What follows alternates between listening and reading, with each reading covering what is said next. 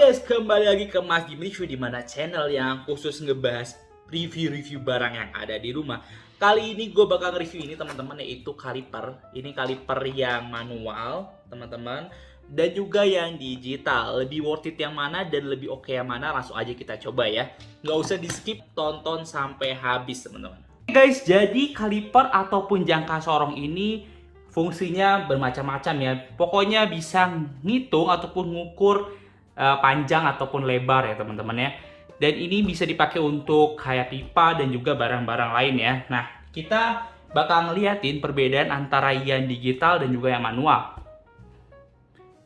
Oke, seperti bahasanya digital ya, pasti kita buka dulu ya. Ini dari kotakannya aja udah lebih ekspensif ataupun lebih kelihatan oke lah ya. Karena dia dapat kotakan kayak gini teman-teman.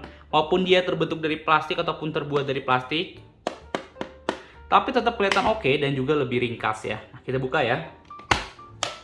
Nah, di sini udah ada instrukturnya ataupun instructionnya dari digital kalipernya teman-teman. Jadi ada beberapa tombol-tombol ataupun ada beberapa spesifikasi dari si alat ini, dari jangka sorong ataupun kaliper ini ya.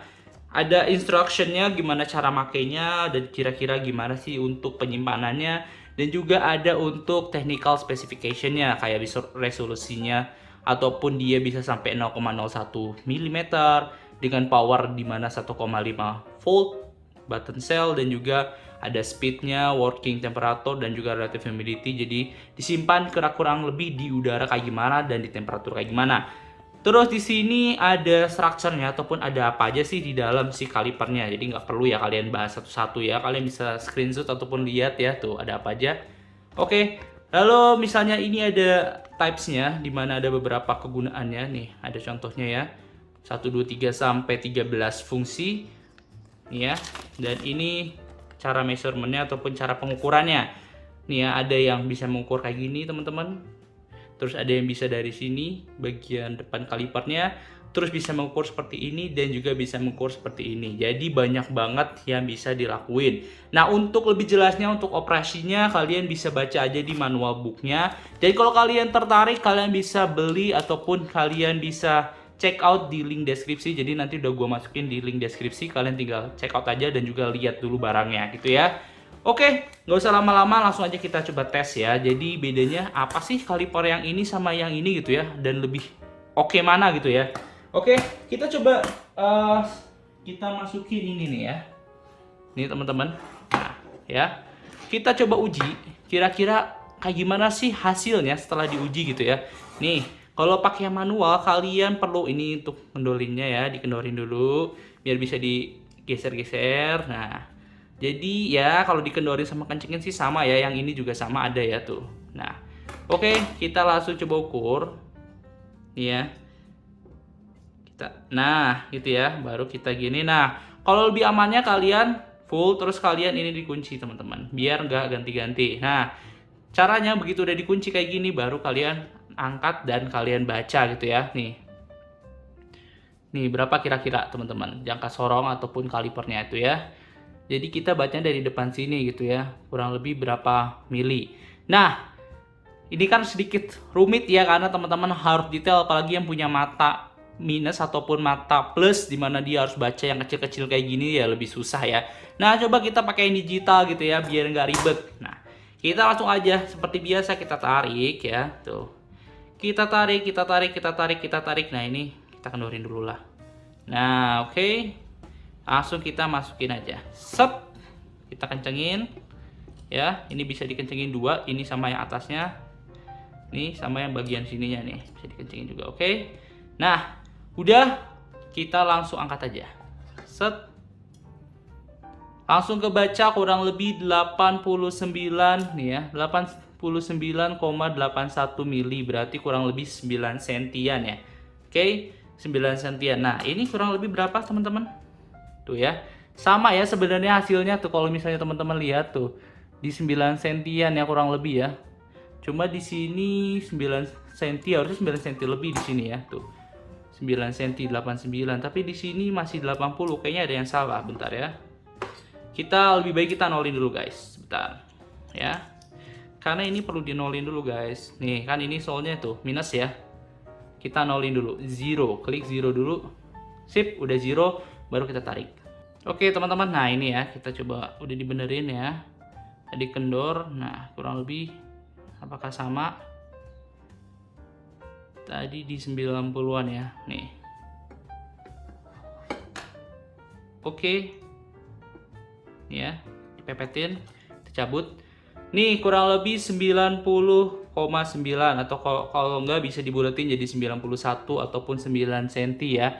Nah, jadi caranya gitu teman-teman, sebelum kalian nyalain dipastiin dulu ini udah nol belum. Kalau udah nol baru kalian ukur. Jadi cara nolinnya gampang. Kalian tinggal klik zero yang di sini ya, artinya dia udah nol ataupun si alatnya udah nyatu kayak gini misalnya contoh ya. Nah, nol kan? Kalau dia udah nol artinya dia udah aman. Tapi kalau misalnya dia tiba-tiba minus, berarti nanti angkanya bakal berkurang sesuai dengan yang tadi. Itu hal-hal dasar sih teman-teman.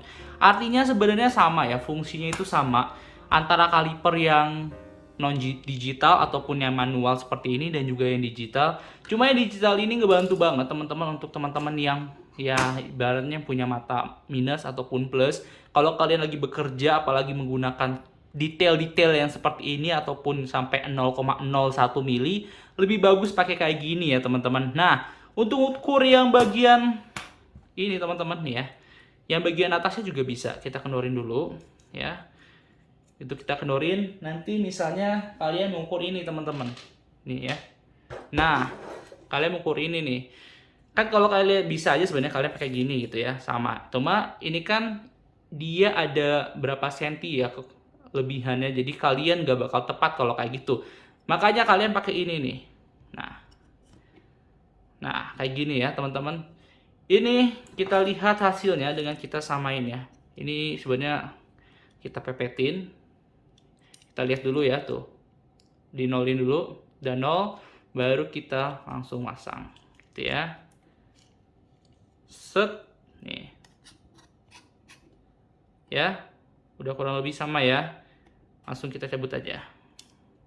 Set, kita keluarin ini, kita lihat hasilnya ya teman-teman ya. Nih, ini untuk yang kaliper yang apa namanya, yang manual ataupun yang non digital ya teman-teman ya.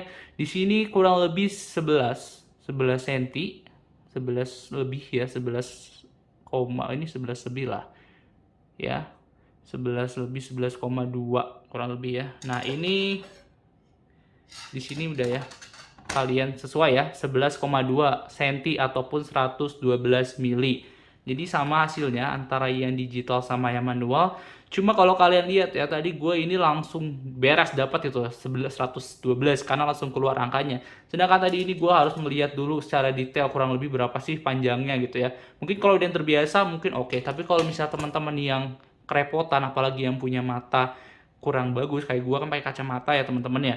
Jadi lebih enak pakai digital dan lebih cepat juga, lebih gercep dan lebih oke. Dan kegunaan yang lain banyak teman-teman untuk ukur yang lain. Cuma yang penting adalah sebenarnya ini dua alat ini bisa dibilang sama aja punya fungsinya, tapi bedanya adalah kegunaannya teman-teman, bukan kegunaannya, tapi lebih ke kemudahannya.